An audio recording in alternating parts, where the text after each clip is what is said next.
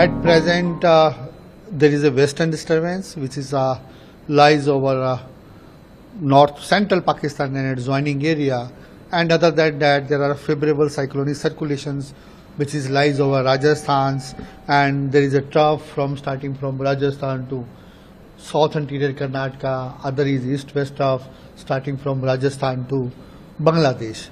These are all very favorable for the thunderstorm activity over the most part of the country. You can see almost entire country is filled with orange alert or yellow alert. Now let us talk about northwest India. At present, majorly due to the western disturbance, we are expecting thunderstorm activity or squally winds more than 50 km per hour over the almost most part of the northwest India, along with light to moderate rainfall activity.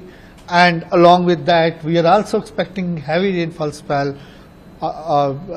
today or for subsequent 2 days over northern part of Gujarat or Rajasthan also. So this is about northwest India. That's why we have given the orange alert. And if you talk about NCR Delhi, we are expecting light rain with wind speed 30 to 40 km per hour for NCR for next 2 days. And however, light rain likely to continue over northwest India during next 4 to 5 days. The again reason is the winds are coming from Bay of Bengal to the regions along with the other favorable circulations over northwest India.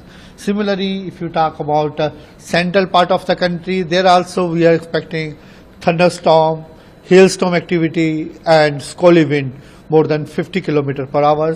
For that one, we have given our orange alert over Madhya Pradesh, Chhattisgarh, Vidarbha, Telangana, coastal Andhra Pradesh and Rayalaseema. And coastal Andhra Pradesh, Rayalaseema, we are expecting heavy rainfall also.